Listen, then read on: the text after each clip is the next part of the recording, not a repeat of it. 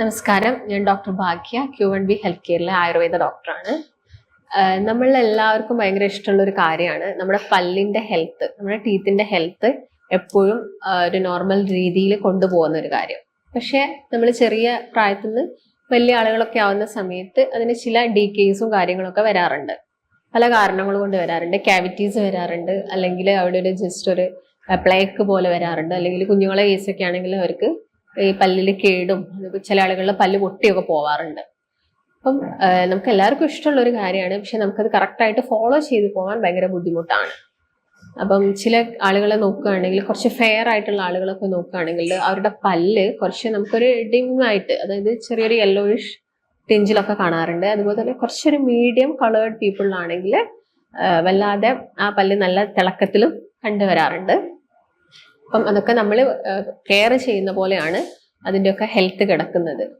അപ്പം എങ്ങനെയാണ് നമ്മൾ പല്ല് പ്രോപ്പറായിട്ട് കെയർ ചെയ്യേണ്ടത്, അപ്പം നമുക്ക് ആയുർവേദത്തിൽ അതിന് എന്തൊക്കെ മാർഗങ്ങളാണ് ഉള്ളത് എന്നൊക്കെ നോക്കാം. എന്ത് കാരണങ്ങൾ കൊണ്ടാണ് ഇങ്ങനെ പെട്ടെന്ന് ക്യാവിറ്റീസ് വരുന്നത്, അല്ലെങ്കിൽ പെട്ടെന്ന് പല്ല് പൊട്ടി പോകുന്നത്, നമ്മൾ അതിന് എന്തൊക്കെ ഭക്ഷണത്തിൽ ഇൻക്ലൂഡ് ചെയ്യണം എന്നുള്ള കാര്യങ്ങളൊക്കെയാണ് ഇന്നത്തെ വീഡിയോയിലൂടെ നമ്മൾ ഡിസ്കസ് ചെയ്യാൻ പോകുന്നത്.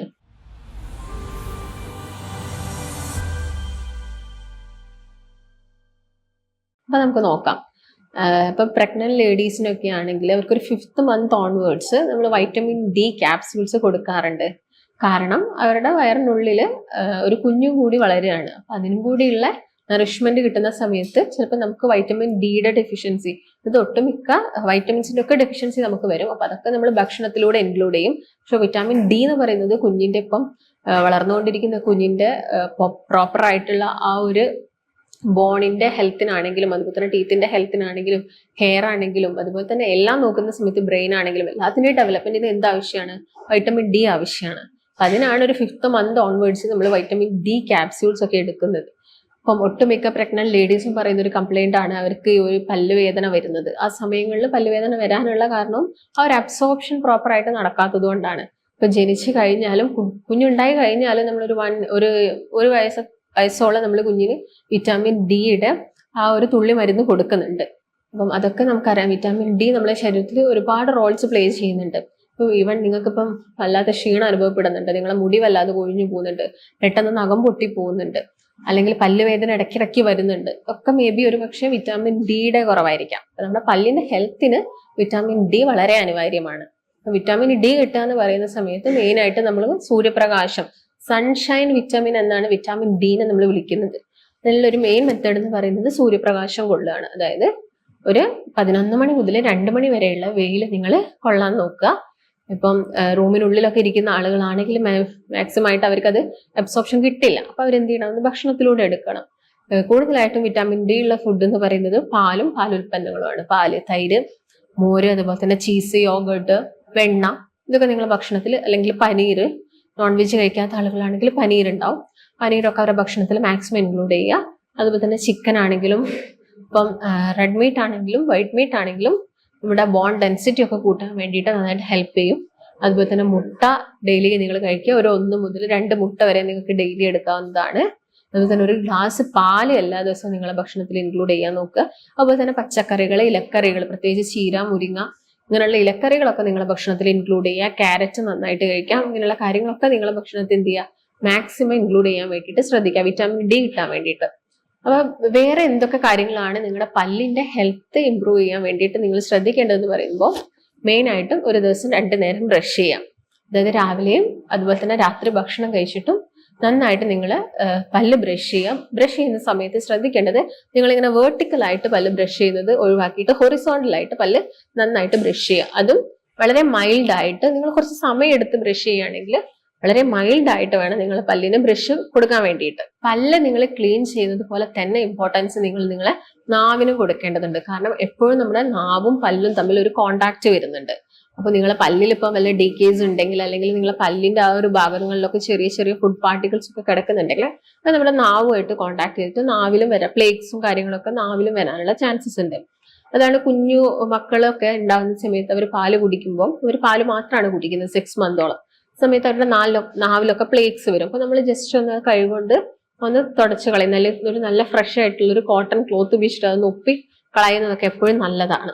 നമ്മളാണെങ്കിലും നാവ് നമ്മൾ എന്ത് ചെയ്യുക? ഒരു ടങ് ക്ലീനർ ഉപയോഗിച്ചിട്ട് അല്ലെങ്കിൽ എന്തെങ്കിലും സ്ക്രബ്സ് ഉപയോഗിച്ചിട്ട് നമ്മുടെ നാവും എല്ലാ ദിവസവും വടിക്കാൻ വേണ്ടിയിട്ട് ശ്രദ്ധിക്കാം. നിങ്ങൾ 2 നേരം ബ്രഷ് ചെയ്യുന്നുണ്ടെങ്കിൽ ഏതെങ്കിലും ഒരു നേരം നാവ് ക്ലീൻ ചെയ്താൽ മതി. അതുപോലെ തന്നെ നിങ്ങൾ ശ്രദ്ധിക്കേണ്ട ഒരു കാര്യമാണ് നിങ്ങൾ യൂസ് ചെയ്യുന്ന പേസ്റ്റ് എന്ന് പറയുന്ന സമയത്ത് നിങ്ങൾ എപ്പോഴും ഒരു ഡെന്റീഷ്യന്റെ സഹായത്തോട് കൂടിയിട്ട്, അല്ലെങ്കിൽ നിങ്ങൾക്ക് എന്തെങ്കിലും ആയുർവേദിക് പരമായിട്ടുള്ള KP നമ്പൂതിരീസ് പോലുള്ള പേസ്റ്റും കാര്യങ്ങളൊക്കെ യൂസ് ചെയ്യുന്നതും നമ്മുടെ പല്ലിന്റെ ഹെൽത്ത് കുറച്ചും കൂടി ഹെൽപ്പ് ചെയ്യാൻ വേണ്ടിയിട്ട് സഹായിക്കും. അതുപോലെ തന്നെ നമ്മുടെ പല്ലിനിടയിലൊക്കെ വന്ന് കിടക്കുന്ന ഫുഡ് പാർട്ടിക്കിൾസ് പോക്കാൻ വേണ്ടിയിട്ട് നിങ്ങൾക്ക് ഡെന്റൽ ഫ്ലോസ് ഒക്കെ യൂസ് ചെയ്യാം. അതൊക്കെ നമുക്കിപ്പോൾ മാർക്കറ്റ്സിൽ അവൈലബിൾ ആണ്. അത് വീക്കിലി ഒരു 2 or 3 times നിങ്ങൾ പല്ലിലൊക്കെ വെച്ചിട്ട് ആ ഫുഡ് പാർട്ടിക്കിൾസ് ഒക്കെ മാക്സിമം റിമൂവ് ചെയ്യാം. ഇതിന്റെ കൂടെ തന്നെ നിങ്ങൾ ഒരു ദിവസം 3-4 ചായയും കോഫിയും ഒക്കെ എടുക്കുന്ന ആളുകളാണെങ്കിൽ നമുക്ക് ആ ഒരു ഡീക്കേ വരാൻ, പല്ല് പെട്ടെന്ന് കേടായി പോകാൻ അല്ലെങ്കിൽ പല്ല് പെട്ടെന്ന് പൊട്ടിപ്പോകാനൊക്കെ ഉള്ള ചാൻസസ് കൂടുതലാണ്. അതുപോലെ തന്നെ പല്ലിലൊക്കെ കറ വന്ന് വീഴാനും ഈ ചായ കോഫിയിലുള്ള ടാനിൻസും കഫീൻസും ഒക്കെ ആ ഒരു ടെൻഡൻസി കൂട്ടും. അപ്പൊ നിങ്ങൾ മാക്സിമം ആ ഒരു ശീലങ്ങളൊക്കെ കുറയ്ക്കുക. അതുപോലെ തന്നെ കാർബണേറ്റഡ് ഡ്രിങ്ക്സ് പറയുകയാണെങ്കിൽ പെപ്സി, കോള പോലുള്ള കാർബണേറ്റ്സ് ഡ്രിങ്കിന്റെ ഒക്കെ ഉപയോഗം എന്ത് ചെയ്യുക, മാക്സിമം കുറയ്ക്കാൻ വേണ്ടിയിട്ട് ശ്രദ്ധിക്കുക. അതുപോലെ തന്നെ നിങ്ങളെ ഗംസിന്, മോണകൾക്ക് നിങ്ങൾ എപ്പോഴും ഒരു ജെന്റിൽ മസാജ് ഒക്കെ കൊടുക്കുന്നത് നമ്മുടെ പല്ലിനെ ശക്തി കൂട്ടാൻ വേണ്ടിയിട്ട് ഹെൽപ്പ് ചെയ്യും. കാരണം നമുക്കറിയാലോ മോണയും പല്ലും തമ്മിൽ കണക്റ്റഡ് ആണ്. അപ്പൊ നിങ്ങൾ ഗംസിനൊക്കെ എപ്പോഴും എന്ത് ചെയ്യുക, ഒരു ജെന്റിൽ മസാജ് ഒക്കെ കൊടുക്കുക. അതുപോലെ തന്നെ എപ്പോഴും നിങ്ങൾ കവിള് കൊള്ളുന്നതൊക്കെ നമ്മുടെ വായകളിൽ വരുന്ന പുണ്ണ് അല്ലെങ്കിൽ വായനാറ്റം പോലെയുള്ള കണ്ടീഷനിലൊക്കെ നമുക്കത് കുറയ്ക്കാൻ വേണ്ടിയിട്ട് ഹെൽപ്പ് ചെയ്യും.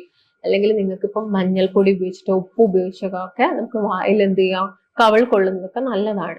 അതുപോലെ തന്നെ സോഡാപ്പൊടിയും കുറച്ച് നാരങ്ങയുടെ നീരൊക്കെ മിക്സ് ചെയ്തിട്ട് നമുക്ക് പല്ലിന്റെ ഒക്കെ കറ കളയാൻ വേണ്ടി നല്ലതാണ്. പക്ഷെ നിങ്ങൾക്ക് മോണയ്ക്ക് എന്തെങ്കിലും അസുഖമുള്ള ആളുകളൊക്കെ ആണെങ്കിൽ മാക്സിമം അങ്ങനെയുള്ള കാര്യങ്ങളൊക്കെ ഒഴിവാക്കുക. അതുപോലെ തന്നെ നമ്മൾ വീടുകളിലൊക്കെ മാവിലൊക്കെ ഉപയോഗിച്ചിട്ട് പല്ലൊക്കെ നന്നായിട്ട് ക്ലീൻ ചെയ്യും. അതൊക്കെ നല്ല മെത്തേഡ്സ് ആണ്. അതുപോലെ ഉമിക്കിരി എന്ന് പറയുന്ന പൊടിയൊക്കെ നമ്മൾ പല്ല് ക്ലീൻ ആക്കാൻ യൂസ് ചെയ്യുന്നുണ്ടെങ്കിലും അത് നമുക്ക് നമ്മുടെ പല്ലിന്റെ ഹെൽത്ത് ഒക്കെ കുറച്ചുകൂടി ഇമ്പ്രൂവ് ചെയ്യാൻ വേണ്ടിയിട്ട് ഹെൽപ്പ് ചെയ്യും. അതുപോലെ തന്നെ പല്ലൊക്കെ ഒരു നിരയിലാവുന്നത്, പല്ല് ഉന്തുന്നതൊക്കെ നമുക്ക് കുറച്ചു കൊണ്ടുവരാനും സാധിക്കും. അപ്പൊ നമ്മുടെ പല്ലിന്റെ ഹെൽത്തിന് കുറച്ചും കൂടി ഇമ്പ്രൂവ് ചെയ്യാൻ വേണ്ടിയിട്ട് നമുക്ക് കുറച്ച് ഉറപ്പുള്ള, അതായത് കുറച്ച് കഠിനമായിട്ടുള്ള, അതായത് പേരയ്ക്കൊക്കെ നിങ്ങൾ ചവയ്ക്കുകയാണെങ്കിൽ നമ്മുടെ ആ പല്ലിന്റെ ആ ഒരു മൂവ്മെന്റ്സ് ഒക്കെ കുറച്ചും കൂടി എന്താവും, ബെറ്റർ ആക്കാൻ വേണ്ടി ഹെൽപ്പ് ചെയ്യും. അതുപോലെ തന്നെ ക്യാരറ്റ് നന്നായിട്ട് കടിച്ച് തിന്നുക. അതുപോലെ തന്നെ നിങ്ങൾ ചൂയിങ്കം കടിക്കുന്ന സമയത്ത് ഓവർ സ്വീറ്റ് ഉള്ള ചൂയിങ്കത്തിന് പകരം സ്വീറ്റ് കുറഞ്ഞ ചൂയിങ് ഒക്കെ കടിക്കുകയാണെങ്കിൽ നമ്മുടെ ആ ഒരു പല്ലിന്റെ ഹെൽത്ത് ഒക്കെ നമുക്ക് എന്ത് ചെയ്യാൻ പറ്റും, ഇമ്പ്രൂവ് ചെയ്യാൻ സാധിക്കും. നിങ്ങൾ മെയിൻ ആയിട്ടും ശ്രദ്ധിക്കേണ്ടത് ഈ പറഞ്ഞ കാര്യങ്ങളൊക്കെയാണ്. ഭക്ഷണവും ശ്രദ്ധിക്കണം.